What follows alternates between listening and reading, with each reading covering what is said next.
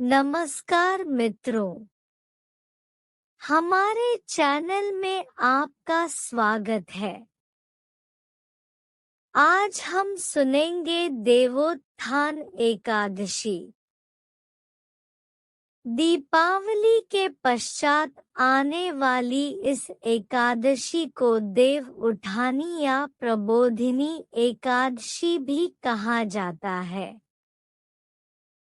आषाढ़ एकादशी की तिथि को देव शयन करते हैं और इस कार्तिक शुक्ल एकादशी के दिन उठते हैं। इसीलिए इसे देवोत्थान देव उठान एकादशी कहा जाता है। कहा जाता है कि इस दिन भगवान विष्णु, जो क्षीर सागर में सोए हुए थे, 4 माह उपरांत जागे थे। विष्णु जी के शयन काल के 4 मासों में विवाहादि मांगलिक कार्यों का आयोजन करना निषेध है। हरि के जागने के बाद ही इस एकादशी से सभी शुभ तथा मांगलिक कार्य शुरू किए जाते हैं। कुछ धार्मिक व्यक्ति इस दिन तुलसी और शालिग्राम के विवाह का आयोजन भी करते हैं। तुलसी के वृक्ष और शालिग्राम की यह शादी सामान्य विवाह की तरह पूरे धूमधाम से की जाती है। शास्त्रों में कहा गया है कि जिन दंपतियों के कन्या नहीं होती, वे जीवन में एक बार तुलसी का विवाह करके कन्यादान का पुण्य अवश्य प्राप्त करें। इस दिन सारे घर को लीप पोतकर साफ करना चाहिए तथा स्नानादि से निवृत्त होकर आंगन में चौक पूरकर भगवान विष्णु के चरणों को चित्रित करना चाहिए। एक ओखली में गेरू से चित्र बनाकर फल, पकवान, मिष्ठान, बेर, सिंघाड़े, ऋतुफल और गन्ना उस स्थान पर रखकर परात अथवा डलिया से ढक दिया जाता है तथा एक दीपक भी जला दिया जाता है।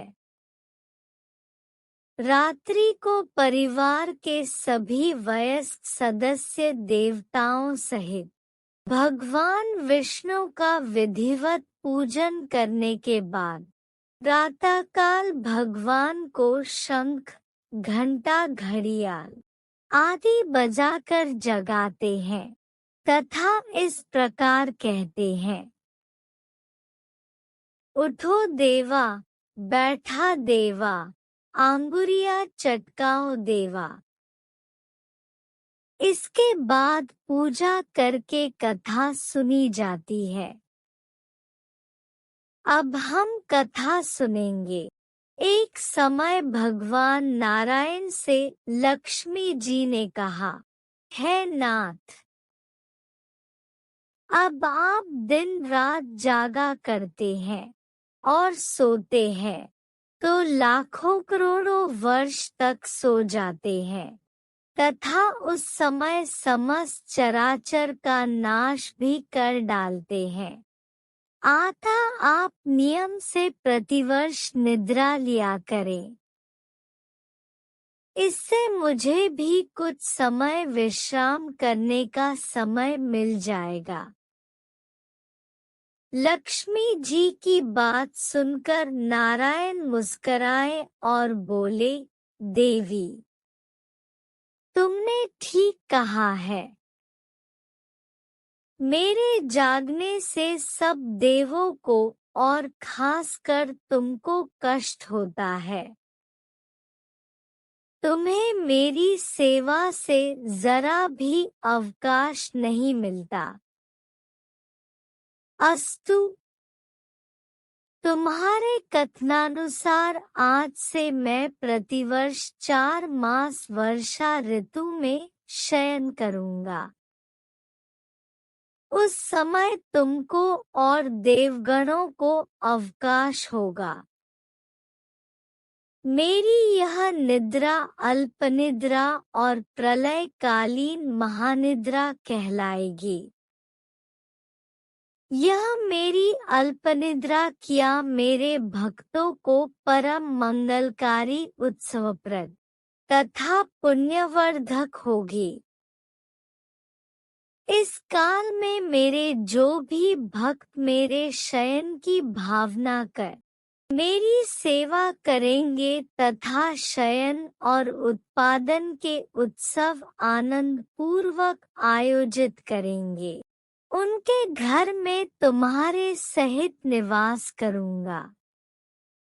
ऐसी और अलौकिक कहानियां सुनने के लिए हमारे चैनल को सब्सक्राइब करें। जय श्री कृष्णा।